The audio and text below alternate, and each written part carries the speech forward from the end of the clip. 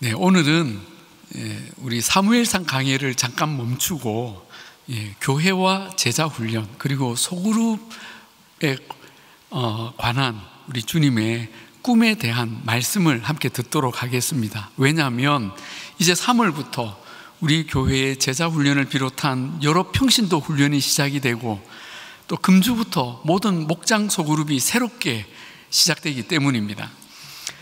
우리 교회가 왜 이런 제자 훈련과 소그룹 사역을 중요하게 행하고 있는지 아마 여러분 잘 알고 계실 겁니다.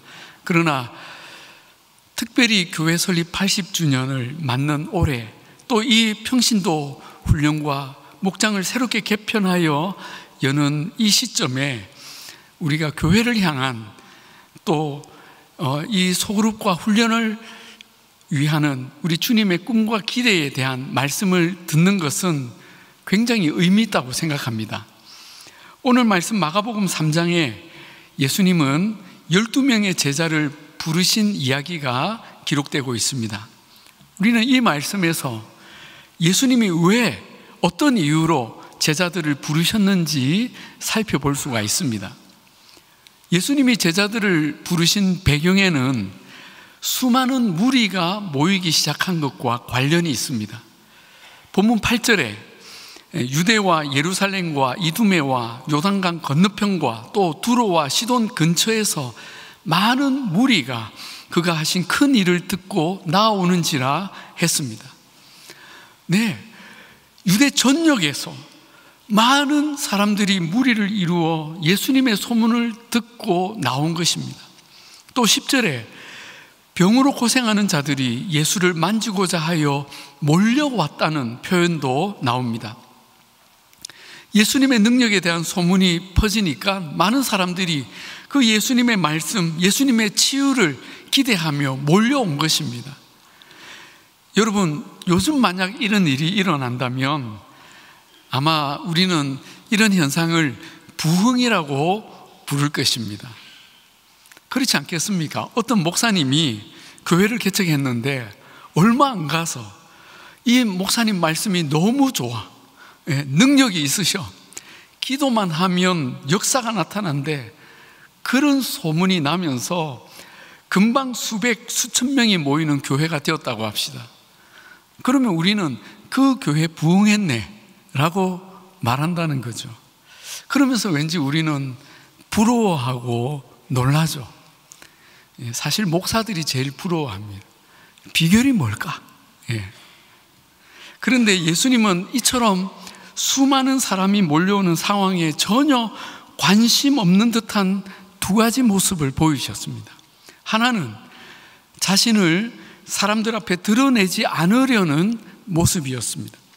11절에 더러운 귀신이, 그러니까 더러운 귀신 들린 사람들이죠, 예수님을 보기만 하면 발작을 하면서 당신은 하나님의 아들이십니다 하고 소리를 질러댄 것입니다. 귀신들이 귀신같이 알아본 것이죠. 그러면 사람들이 더 예수님께 주목하지 않겠습니까? 사실 예수님이 하나님의 아들 그리스도라는 것이 알려질수록 좋은 일 아니겠습니까? 그런데 예수님은 그 귀신들에게 자기를 나타내지 말라고 많이 경고하셨습니다. 왜 그러셨습니까? 여러 이유가 있겠지만 예수님은 그런 식으로 사람들의 이목을 끌고 더 큰 무리가 모이는 것을 원하지 않으셨기 때문입니다. 대중의 관심과 인기는 언제든지 밀물처럼 밀려왔다가 썰물처럼 쓸려갑니다. 예수님이 하나님의 아들이시다라는 고백은 누가 알려준다고 해서 그것이 다 믿음이 되는 것이 아닙니다. 이것은 개인이 예수님을 전인격으로 경험하고 깨닫고 회개하며 믿음으로 자신을 내어 맡길 때 할 수 있는 고백입니다. 그래서 예수님은 귀신들이 함부로 떠드는 것을 막으셨던 것입니다. 그리고 마가복음은 이 수많은 사람들, 그 몰려오는 사람들을 제자라고 하지 않고 많은 무리라고 부르고 있습니다. 예수님은 많은 무리의 대형 집회로 만족하고 싶지 않으셨습니다. 예수님은 무리가 아닌 제자를 원하셨습니다. 그러므로 여러분, 우리가 예수님의 제자가 되는 것은 우리 신앙에서 선택할 수 있는 옵션이 아니라 본질이고 핵심입니다. 그저 많은 무리 중에 한 사람으로 있는 것이 아니라 그 한 사람이 주님의 온전한 제자로 사는 것이 우리 신앙의 본질이라는 것이죠. 그래서 예수님은 13절에 또라는 접속사로 시작하는 두 번째 일을 하십니다. 바로 12 제자를 부르신 일입니다. 또 산에 오르사 자기가 원하는 자들을 부르시니 나온지라. 자, 여기서 우리가 중요한 사실 하나를 발견하는데, 제자는 예수님이 부르신 사람들로 세워진다는 것입니다. 주님은 한 사람 한 사람을 보시고 부르셨습니다. 예수님이 어떤 조건을 보시고 제자로 부르셨는지 우리는 알 수가 없습니다. 그리고 그 부르신 사람들 한 사람 한 사람 면면을 보면 왜 이런 사람을 부르셨는지 이해하기도 어렵습니다. 그러나 분명한 것은 그 선택은 주님의 절대 주권에 속한 영역이라는 사실입니다. 그러므로 우리가 예수님의 제자로 부름을 받고 살아간다면 그것은 내 의지나 결정 때문이 아니라 주님의 선택과 부르심이 있었기 때문에 가능하다는 것을 우리는 알아야 합니다. 아멘이십니까? 여러분이 제자 훈련을 받거나 목장 소그룹의 일원이 되는 것도 여러분의 선택이 아니라 주님의 선택임을 믿으시기 바랍니다. 그렇다면 예수님은 과연 어떤 목적으로, 어떤 기대로 제자들을 부르셨을까요? 이와 관련해서 오늘 본문은 예수님이 제자들을 부르신 목적을 아주 명확하게 밝힙니다. 자, 14절, 15절에 이에 12를 세우셨으니 이는 자기와 함께 있게 하시고 또 보내사 전도도 하며 귀신을 내쫓는 권능도 가지게 하려 하심이러라 말씀합니다. 자, 여기 제자들을 부르신 세 가지 목적이 나오죠. 이는으로 시작하는 말씀을 보시면 첫 번째, 자기와 함께 있게 하시고, 자, 두 번째, 또 보내사 전도도 하며, 세 번째, 귀신을 내쫓는 권능도 가지게 하려 하심이라고 했습니다. 여러분, 이 세 가지는 모든 제자 훈련, 모든 교회 소그룹이 잊지 말아야 할 영원한 목표입니다. 자, 이것을 하나씩 살펴보겠습니다. 첫 번째, 자기와 함께 있게 하시고, 자, 이것은 우리가 참 놓치기 쉬운 부분이죠. 함께 있는 것이 무슨 목적이 될까 생각하는 것입니다. 그런데 주님이 제자들을 부르신 이 첫 번째 목적이 함께 있는 것이라는 것을 우리는 기억해야 합니다. 이것은 결코 작은 일이 아니라는 것이죠. 주님은 우리와 함께 있고 싶어 하십니다. 함께 있으므로 우리는 주님과 교제하고 또 다른 형제 자매들과 교제하며 친밀감을 누리는 것입니다. 이것을 우리는 영어로 펠로우십이라고 부르죠. 또는 친교, 사귐, 또 헬라어로 코이노니아라고 부릅니다. 왜 주님은 이 사귐을 제자 공동체의 첫 번째 목적으로 삼으셨을까요? 그것은 교회 모든 성도가 사랑으로 연결된 가족 공동체이기 때문입니다. 여러분, 우리는 여기서부터 시작하는 것입니다. 우리는 회사나 학교, 군대와 같은 과업 중심의 조직이 결코 아닙니다. 우리는 예수 그리스도의 은혜와 하나님의 사랑과 성령의 교통하심으로 한 공동체를 이룬 형제요 자매입니다. 아멘이십니까? 그래서 주님은 우리를 한 몸이라고까지 말씀하셨습니다. 그러므로 우리가 교회 안에서 이런 교제를 나누고 있지 않다면 우리는 제자로서 올바로 사는 것이 아닙니다. 그런데 이런 교제, 코이노니아가 대그룹 모임, 대예배 참석만으로 가능할까요? 절대로 그렇지 않죠. 예배만 마치고 간다면 물론 사정이 있어서 꼭 그렇게밖에 할 수 없는 분들도 있겠지만, 할 수만 있다면 우리는 반드시 소그룹에 속해서 이 교제와 펠로우십을 추구해야 합니다. 소그룹은 우리 신앙의 선택이 아니라 필수 조건입니다. 예수님은 제자들을 부르실 때 그분의 능력을 따르면 한 100명도 부르실 수 있으셨을 텐데 딱 12명만 부르셨습니다. 이것은 소그룹의 중요한 원리를 보여주는 대목입니다. 12명이 넘어가면 주님의 능력의 한계 때문이 아니라 우리의 한계 때문에 우리는 친밀한 교제가 사실상 어렵습니다. 봉고차 안에도 다 안 들어갑니다. 그런 점에서 우리나라 성합차는 정말 교회 소그룹을 위해 특화된 차량이라고 저는 생각합니다. 아무튼 예수님은 12명을 넘기지 않는 소그룹으로 제자들을 부르셨습니다. 그렇다고 우리가 12명 이내이면 다 자연스럽게 교제하고 친밀한 관계가 될까요? 우리는 다 죄성을 가진 사람들이기 때문에 소그룹 안에서 때로는 오해와 갈등을 겪고 상처를 주고받기도 합니다. 그러나 그럼에도 우리가 이 소그룹 안에서 인격적인 교제와 만남을 끊임없이 추구하고 노력한다면 우리는 날마다 예수님의 성품을 배우고 닮아가게 될 것입니다. 아멘. 예. 특별히 우리는 리더를 통해서 우리를 섬기는 그 섬김의 리더십, 영적 리더십을 보고 배우게 됩니다. 이렇게 우리는 공동체 안에서 주님의 은혜와 사랑, 성령의 교통하심을 경험하는 것입니다. 자, 제자로 부르신 두 번째 목적은 보내사 전도도 하며입니다. 그렇습니다. 제자는 복음에 헌신하는 사람들입니다. 이 부르심의 예외인 제자는 아무도 없습니다. 주님은 이 복음 전하는 일을 위해 제자들을, 우리를 부르셨습니다. 그래서 예수님은 제자들을 부르시자마자 둘씩 짝을 지어서 전도 여행에 다 내보내시기도 하셨습니다. 아니, 전도가 쉬운 일이 아니잖아요.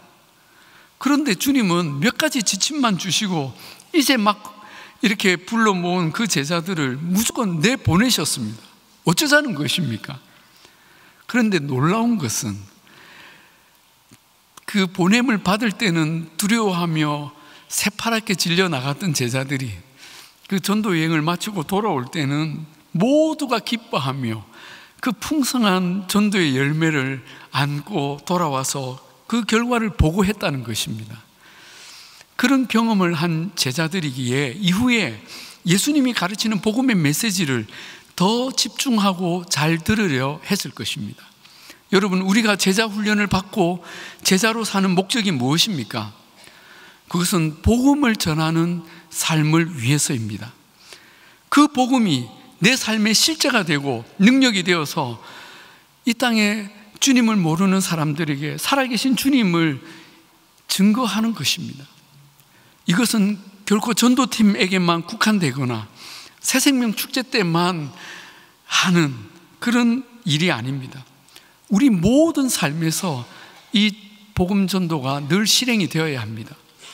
특별히 우리는 목장 소그룹을 통해서 지속적인 전도의 열매를 맺어야 합니다. 여러분, 목장이 우리끼리만의 모임이 되지 않도록 우리는 늘 주의하고 전도에 힘쓰셔야 합니다. 목장은 믿지 않는 가족과 이웃을 전도하기 위한 너무나 훌륭한 통로입니다. 이걸 경험해 보신 분들이 아마 많으실 겁니다. 혼자 전도하기가 얼마나 어렵습니까? 그러나 그 전도를 위해 목장이 함께 기도 제목 나누고 기도하고 그 전도를 같이 격려해 줄 때 우리는 전도의 동력을 얻게 됩니다. 그리고 모일 때마다 각자의 전도 상황을 나누고 전도할 분을 위해 그렇게 중보 기도하면 반드시 열매가 있습니다. 어떤 목장은 그 전도를 위해서 늘 모임 가운데 그 빈자리 하나를 늘 만들어 두었다고 합니다. 빈 방석, 빈 의자를 두고 모임을 했죠. 예. 여기에 앞으로 와서 앉을 그 전도 대상자를 생각하면서 늘 기도했다고 합니다. 그러면서 자연스럽게 자기 주변에 그 꼭 전도해야 될 가족이나 이웃들을 나누지 않았겠습니까? 근데 여러분, 그런 목장은 반드시 그 빈 의자가 채워지는 경험을 합니다. 그리고 기도했던 모두가 그 기쁨의 주인공이 되어 함께 누리게 된다는 것입니다. 바라기는 여러분의 모든 목장이 이러한 전도의 열매의 기쁨을 누릴 수 있기를 바랍니다. 여러분, 목장은 그래서 늘 성장하고 재생산하고 또 분가를 해야 합니다. 1년이 지나고 3년이 지나도 늘 처음 멤버 그대로라면, 물론 우리끼리는 너무 좋아서 죽고 못 살겠지만 건강한 제자 공동체라고 하기는 어려울 것입니다. 목장을 비롯한 모든 제자 공동체가 끊임없이 새 생명의 열매를 맺고 그리고 분가하고 재생산할 수 있도록 여러분 늘 기도하시기를 바랍니다. 자, 세 번째 제자로 부르신 목적은 귀신을 내쫓는 권능도 가지게 하려 함이었습니다. 자, 여기 귀신을 내쫓는 권능을 가진다는 것, 어떤 의미일까요? 우리가 귀신 들린 사람에게 사탄아 물러가라 이렇게 외치면 귀신이 그냥 떠나가는 그런 축귀의 은사를 받는 것입니까? 물론 그런 뜻도 있지만 그것은 굉장히 좁은 의미입니다. 이 말은 우리가 영적으로 성장하여서 강건하여지고 그래서 모든 사탄의 공격에 능히 대응하고 이길 수 있는 사람이 된다는 의미입니다. 여러분, 우리가 예수님의 제자라고 하면서 하고 한 날 사탄의 시험에 넘어지고 주님 오늘도 실패했습니다 하고 맥없이 죄에 끌려다니기만 한다면 어떻게 제자라고 말할 수 있겠습니까? 우리도 부끄럽고 주님도 부끄럽지 않겠습니까? 주님은 저와 여러분이 다 강한 제자가 되기를 원하십니다. 아멘? 아멘. 그렇습니다. 강한 제자가 우리는 되어야 합니다. 그러려면 무엇이 필요합니까? 훈련이 필요한 것이죠. 여러분, 제자를 영어로 disciple이라고 합니다. 그런데 이 disciple에서 파생된 말이 discipline, 훈련이라는 단어가 나옵니다. 그러므로 제자라는 이 말 속에는 이미 훈련이라는 말이 내포되어 있는 것입니다. 즉, 훈련 없이 되는 제자는 없다는 것이죠. 어떤 사람은 나는 훈련 없이 그냥 저절로 제자가 되어서 천만에요. 예수님도 이 제자들을 3년이나 데리고 다니면서 훈련시키셨습니다. 한편 이 제자 훈련의 가장 중요한 내용은 무엇입니까? 바로 하나님의 말씀입니다. 제자 훈련의 중심에는 항상 이 하나님의 말씀이 있다는 것입니다. 예수님이 사탄의 시험을 받으실 때도 오직 하나님의 말씀으로 이기셨습니다. 그러므로 귀신을 내쫓는 권능은 바로 말씀의 권능을 가리킵니다. 그래서 우리가 제자 훈련을 할 때 말씀을 읽고 묵상하고 연구하고 암송하고 또 그것을 실천하는 훈련을 그렇게 강도 높게 하는 것입니다. 그리고 모든 목장의 교제나 나눔, 배움 또 활동의 중심에도 하나님의 말씀이 있는 것입니다.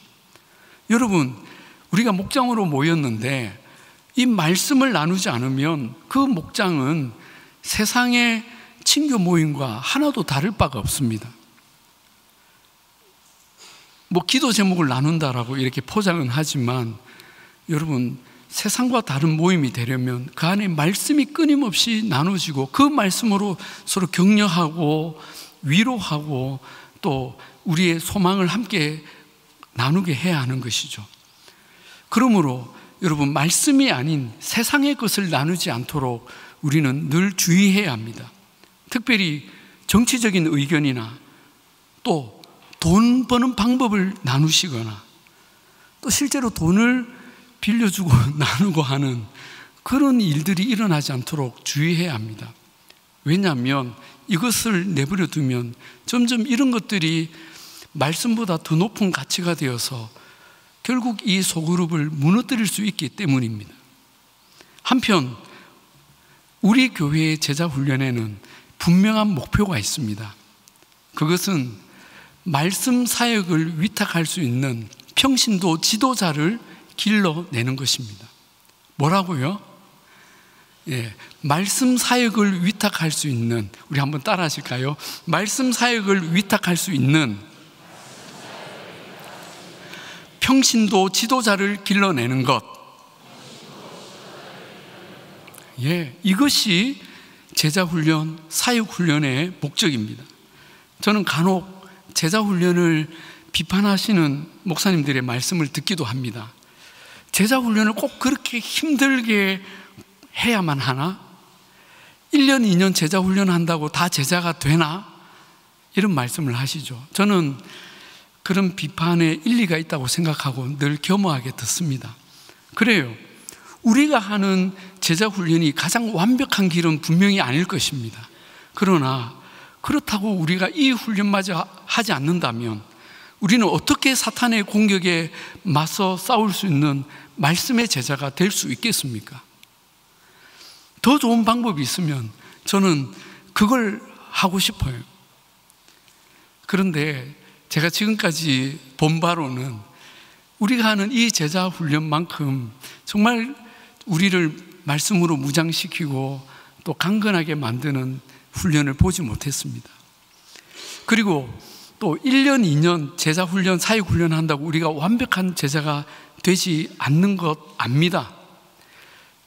그러나 여러분, 이 1년, 2년은 우리의 평생의 제자 훈련의 시작입니다.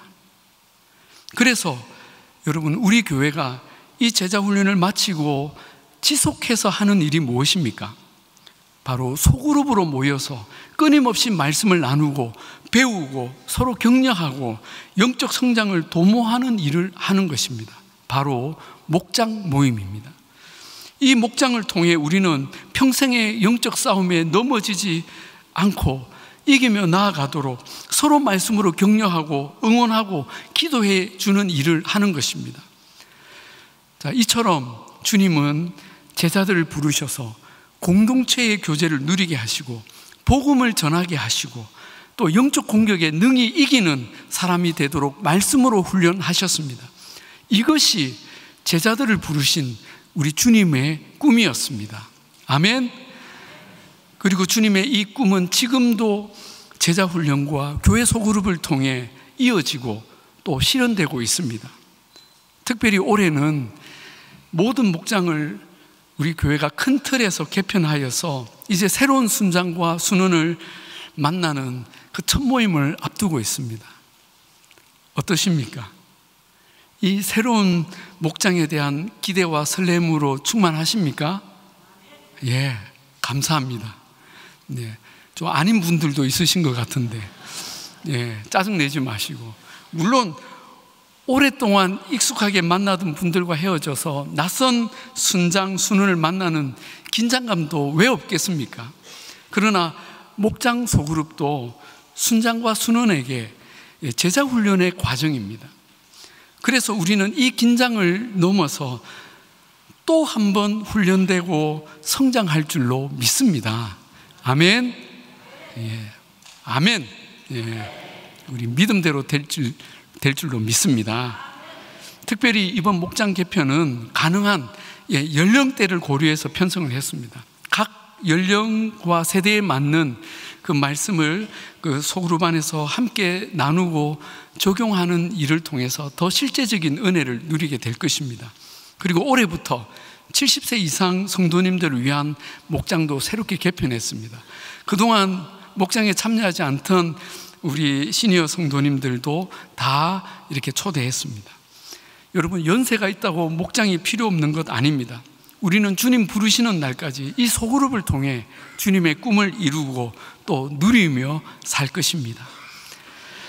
자, 오늘 말씀을 마치기 전에 이제 목장을 새롭게 시작하는 여러분에게 제가 꼭 중요한 당부 한 가지를 짧게 말씀드리려고 합니다. 여러분, 목장의 순장에게 적극 협력하시고 순종하시기를 당부드립니다. 예. 여러분, 순장은 초능력자 예수님이 아닙니다. 우리와 똑같은 연약한 사람인데 주님의 부르심으로 그 자리에서 섬길 뿐입니다. 어디 한번 나를 잘 이끌어 보시오, 이러면 곤란합니다. 순장으로 섬기는 일이 얼마나 보람된 일이지만 또 얼마나 힘든 일인지 여러분 입장 바꿔놓고 한번 생각해 보십시오. 저는 해마다 연말이면 좀 표정이 안 좋은 순장들은 피해 다닙니다. 예, 내년에 꼭 쉬고 싶어요 하는 순장들이 항상 계십니다. 그런데도 그 순장님들이 또 그 부르심에 순종할 수 있게 하는 힘은 물론 주님의 명령도 있지만 여러분 순원들의 지지와 사랑, 협력 때문에 그 일을 또 할 수 있는 것입니다. 특히 모임을 시작하는 처음 한두 달은 정말 많은 에너지가 필요합니다. 여러분, 로켓을 우주에 쏘아 올릴 때에 정말 그 로켓의 거의 80%, 90% 되는 에너지를 그 처음 몇 분간 다 쓰지 않습니까? 마찬가지로 목장도 처음 시작할 때 우리 모두가 힘을 합해서 적극적으로 돕지 않으면 이 목장이 이렇게 출발하기가 어렵습니다. 부디 여러분의 모든 목장이 순장을 중심으로 함께 힘을 모아서 각자의 목장을 안정된 궤도에 잘 올려놓으시기를 주님의 이름으로 축복합니다. 아무쪼록 우리 교회 모든 성도님들이 이 제자훈련과 목장 소그룹을 통해 평생 말씀과 함께 주님의 교제를 누리고 복음 전도의 열매를 맺으며 또 영적 싸움에서 늘 승리하는 강한 제자가 되시기를 우리 주님의 이름으로 축복합니다. 아멘. 자, 이 시간에 우리 함께 찬양하고 기도하겠습니다. 우리 오늘 들었던 말씀 생각하시면서 우리 기대라는 찬양, 정말 기대와 설렘으로 우리 함께 부르실 텐데 그 자리에서 다 같이 일어나셔서 우리 함께 힘있게 찬양하겠습니다. 주 안에 우리 하나, 모습은 달라도 예수님 한 분만 바라네. 사랑과 선행으로 서로를 격려해 따스함으로 보듬어 가리. 주님